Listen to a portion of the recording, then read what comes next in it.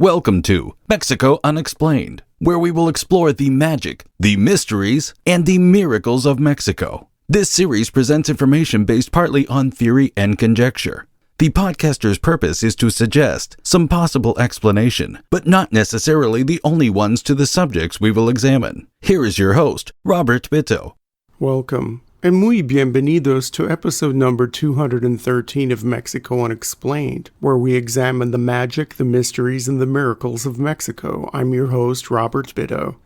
Between the years 1980 and 1990, the University of Paris sponsored many archaeological digs and surveys as a part of their Michoacan project, located in the northern, often overlooked region of the Mexican state of Michoacan. The French archaeological teams investigated many sites, but one of particular interest was named by the locals La Ciudad Perdida, literally the Lost City in English.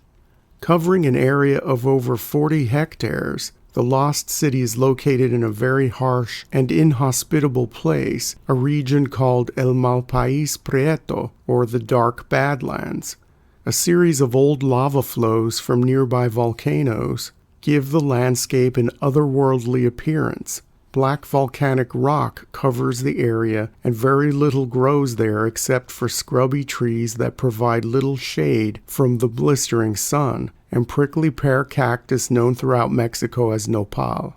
In the middle of this seemingly uninhabitable zone, the early Tarascan civilization built a great city with pyramids, a civic ceremonial center, and palaces for the elites. Looking at the Ciudad Perdida, the untrained eye sees piles of stones, and one cannot imagine the magnificence that once was this city. As the site is remote and the environment is somewhat hostile to visitors, the Mexican government has so far made no attempt to restore the ruins or even fence them off. Visitors can come and go freely, along with treasure hunters who have destroyed many of the ruined buildings, looking for valuables that were not left behind. The rulers of the city abandoned it in the late 1200s to head south, taking pretty much everything with them. Archaeologists are still piecing the story together, but along with Tarascan oral histories, they are starting to realize just how important this impressive city in the middle of a wasteland truly might have been. The Tarascans, also known as the Purepecha, remain a mystery to this day. The modern-day Tarascans still live in their ancestral homeland, territories comprising most of the Mexican state of Michoacan and smaller areas of surrounding states. Anthropologists puzzle over the origins of this seemingly unique people, as the Tarascans are unlike any other group in Mesoamerica. Their language is a linguistic isolate in Mexico and unrelated to any of the local languages. Some linguists have linked the Purepecha language to the Zuni language of Arizona and New Mexico, thousands of miles to the north, while others see similarities to Quechua, the language of the Inca of South America. The Tarascan building style suggests a link with the Inca, but those who propose a South American connection do not know whether the Tarascans were once refugees or part of some ancient empire expansion that stretched north along the coast of the Americas. Archaeologists believe that the Tarascans emerged as the dominant culture in Michoacan around 1000 AD. Their political structure coalesced over the next 300 years. According to Tarascan oral histories, sometime around the year 1300, a visionary leader named Tarascans decided to gather the Tarascan communities around Lake Pátzcuaro into one strong state and started conquering neighboring cities and towns. Legend has it that Tarascans and his people came from the north, and this probably meant the northern part of what is now the state of Michoacan. A southern migration of people known in some oral and early written histories as the Purepecha-Chichimeca took place in the late 1200s, which coincides with the abandonment of the lost city found in the volcanic Badlands.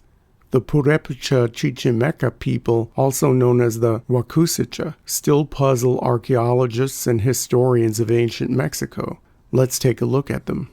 At the time of the Spanish conquest of the Tarascan Empire in the first half of the 1500s, the emperor and the key rulers of the Tarascan state were chosen from families of the Wacusicha.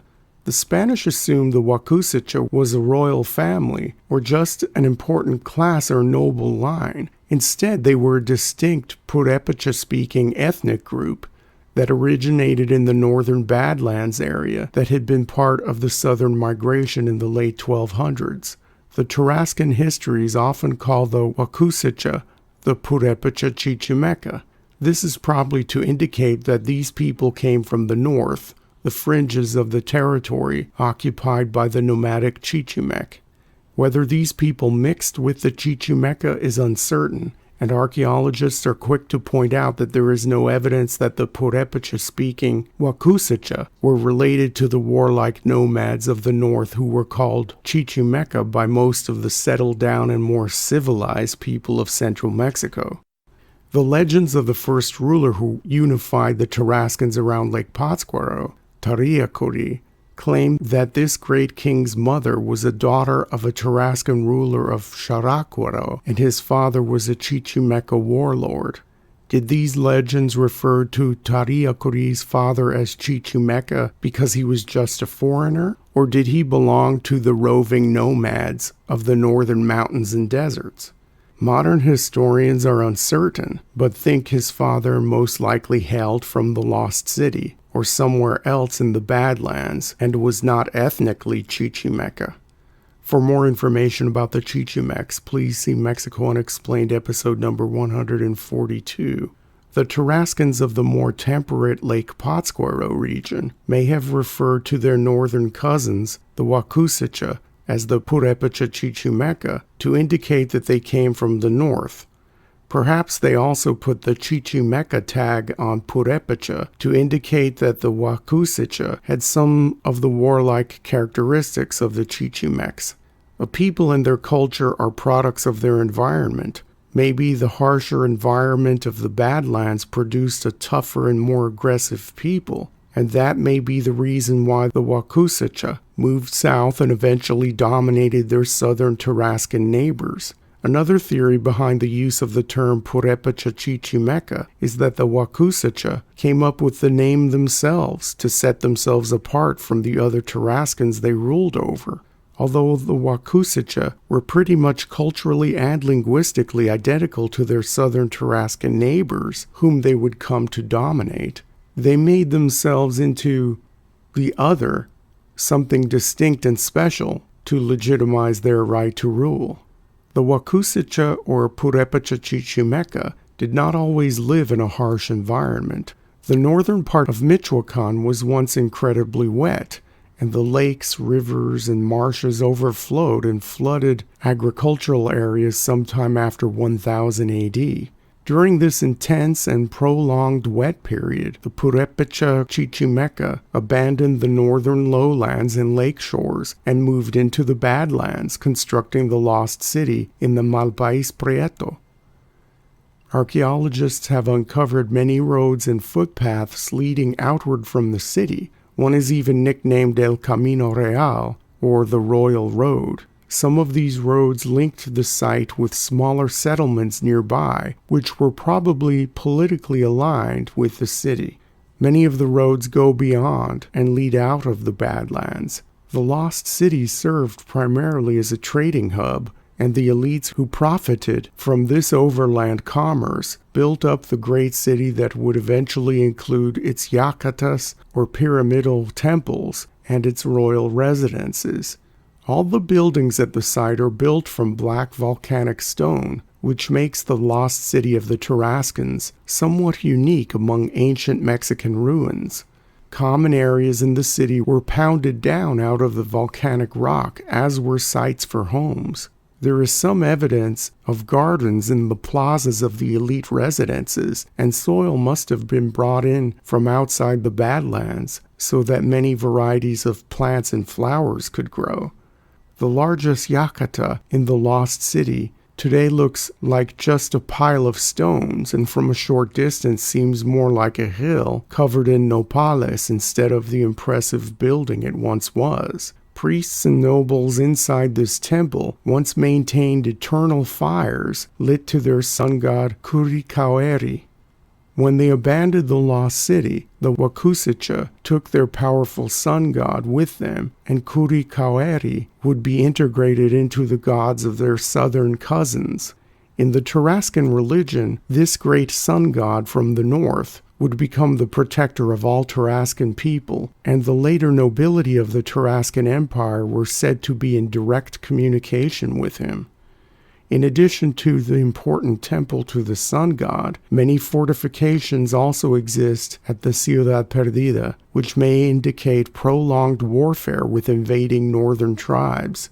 Archaeologists, as of now, cannot pinpoint an exact date of the city's founding, but ancient petroglyphs or chipped-out rock carvings in and around the city point to the location's long-standing importance. The site of the lost city may have been a place of pilgrimage hundreds of years before a large permanent population relocated there after the climate became wetter. Rock art depicting animals, humans, and celestial figures are found around the ruins and predate the site by an unknown amount of centuries. As mentioned earlier, the lost city is not protected, and people have taken away many of the stones containing the beautiful old petroglyphs, or they have become otherwise destroyed or defaced with modern intrusion. Some archaeologists theorize that long-distance trade with the Toltecs gave the Wakusicha, or Purepecha-Chichimeca, the very idea of having an organized, highly centralized state. The lost city, together with its surrounding settlements in the Badlands, may have been the very beginnings of the Tarascan Empire. As previously stated, the Wakusicha or Purepecha-Chichimeca moved south to the Lake Pátzcuaro region and began allying with other Tarascan people to create the empire that would be headed by them for over 3 centuries. Unlike the Aztecs, the Tarascans never claimed Toltec descent, and at the time of the Spanish conquest, the Tarascans even claimed that some Aztec practices inherited from the Toltecs were primitive or beneath them. The idea of a highly centralized and extremely organized empire, though, most likely did come from the Toltecs, as the lost city had direct and extended contact with the Toltec civilization long before the Aztecs arrived in central Mexico. There was no such type of political organization in western Mexico before, so it may have all started a little bit north of the traditional Tarascan homeland, in what is now the Badlands called Malpais Prieto. Much work is yet to be done at the lost city of the Tarascans. As this inhospitable area is not frequently visited, the Mexican government has done little to protect the site and has no plans to secure it in the foreseeable future.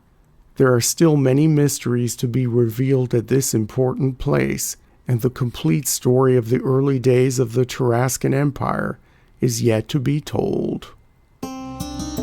Thank you once again for listening to another episode of Mexico Unexplained. Remember to like and subscribe to us on YouTube and follow us on Twitter. Tell your friends by sharing these shows with others. Please go to our website, MexicoUnexplained.com, for references, illustrations, and for free access to transcripts of past shows. Please visit Amazon.com to purchase the books Mexico Unexplained and Mexican Monsters to get hard copies of The Magic, the Mysteries, and the Miracles of Mexico. We appreciate your kind attention once again. Until next time, thank you and gracias. Thank you for listening to another episode of Mexico Unexplained with host Robert Bitto. For show summary, relevant links and commentary, please check out our website at mexicounexplained.com.